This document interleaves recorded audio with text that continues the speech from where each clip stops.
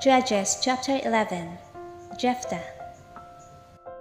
Now Jephthah the Gileadite was a mighty man of valor, but he was the son of a harlot, and Gilead begat Jephthah. Gilead's wife bore sons, and when his wife's sons grew up, they drove Jephthah out, and said to him, "You shall have no inheritance in our father's house, for you are the son of another woman." Then Jephthah fled from his brothers and dwelt in the land of Tob. And worthless men banded together with Jephthah and went out raiding with him. It came to pass after a time that the people of Ammon made war against Israel. And so it was, when the people of Ammon made war against Israel, that the elders of Gilead went to get Jephthah from the land of Tob. Then they said to Jephthah, "Come and be our commander, that we may fight against the people of Ammon." So Jephthah said to the elders of Gilead, "Did you not hate me and expel me from my father's house? Why have you come to me now, when you are in distress?" And the elders of Gilead said to Jephthah, "That is why we have turned again to you now, that you may go with us and fight against the people of Ammon, and be our head over all the inhabitants of Gilead." So Jephthah said to the elders of Gilead, "If you take me back home to fight against the people of Ammon, and the Lord delivers them to me, shall I be your head?" And the elders of Gilead said to Jephthah, "The Lord will be a witness between us, if we do not do according to your words." Then Jephthah went with the elders of Gilead, and the people made him head and commander over them. And Jephthah spoke all his words before the Lord in Mizpah. Now Jephthah sent messengers to the king of the people of Ammon, saying, "What do you have against me, that you have come to fight against me in my land?" And the king of the people of Ammon answered the messengers of Jephthah, "Because Israel took away my land when they came up out of Egypt, from the Arnon as far as the Jabbok, and to the Jordan. Now therefore restore those lands peaceably." So Jephthah again sent messengers to the king of the people of Ammon, and said to him, "Thus says Jephthah, Israel did not take away the land of Moab, nor the land of the people of Ammon. For when Israel came up from Egypt, they walked through the wilderness as far as the Red Sea and came to Kadesh. Then Israel sent messengers to the king of Edom, saying, "Please let me pass through your land." But the king of Edom would not heed, and in like manner they sent to the king of Moab, but he would not consent. So Israel remained in Kadesh.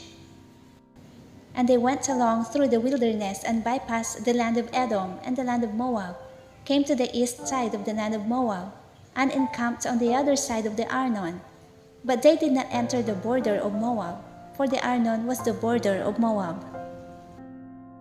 Then Israel sent messengers to Sihon, king of the Amorites, king of Heshbon, and Israel said to him, "Please let us pass through your land into our place." But Sihon did not trust Israel to pass through his territory. So Sihon gathered all his people together, encamped in Jahaz, and fought against Israel. And the Lord God of Israel delivered Sihon and all his people into the hand of Israel, and they defeated them. Thus Israel gained possession of all the land of the Amorites, who inhabited that country. They took possession of all the territory of the Amorites, from the Arnon to the Jabbok, and from the wilderness to the Jordan. And now the Lord God of Israel has dispossessed the Amorites from before his people Israel. Should you then possess it? Will you not possess whatever Chemosh your God gives you to possess? So whatever the Lord our God takes possession of before us, we will possess. And now, are you any better than Balak the son of Zippor, king of Moab? Did he ever strive against Israel? Did he ever fight against them? While Israel dwelt in Heshbon and its villages, in Aroer and its villages, and in all the cities along the banks of the Arnon for 300 years, why did you not recover them within that time? Therefore I have not sinned against you, but you wronged me by fighting against me. May the Lord, the judge, render judgment this day between the children of Israel and the people of Ammon." However, the king of the people of Ammon did not heed the words which Jephthah sent him. Then the Spirit of the Lord came upon Jephthah, and he passed through Gilead and Manasseh, and passed through Mizpah of Gilead, and from Mizpah of Gilead he advanced toward the people of Ammon. And Jephthah made a vow to the Lord, and said, "If you will indeed deliver the people of Ammon into my hands, then it will be that whatever comes out of the doors of my house to meet me, when I return in peace from the people of Ammon, shall surely be the Lord's, and I will offer it up as a burnt offering." So Jephthah advanced toward the people of Ammon to fight against them, and the Lord delivered them into his hands. And he defeated them from Aroer as far as Minnith-20 cities, and to Abel Keramim, with a very great slaughter. Thus the people of Ammon were subdued before the children of Israel. Jephthah's daughter. When Jephthah came to his house at Mizpah, there was his daughter coming out to meet him with timbrels and dancing, and she was his only child. Besides her, he had neither son nor daughter.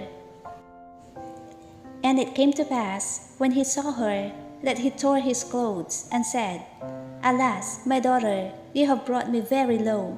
You are among those who trouble me, for I have given my word to the Lord, and I cannot go back on it." So she said to him, "My father, if you have given your word to the Lord, do to me according to what has gone out of your mouth, because the Lord has avenged you of your enemies, the people of Ammon." Then she said to her father, "Let this thing be done for me. Let me alone for 2 months, that I may go and wander on the mountains and bewail my virginity, my friends and I." So he said, "Go." And he sent her away for 2 months, and she went with her friends and bewailed her virginity in the mountains.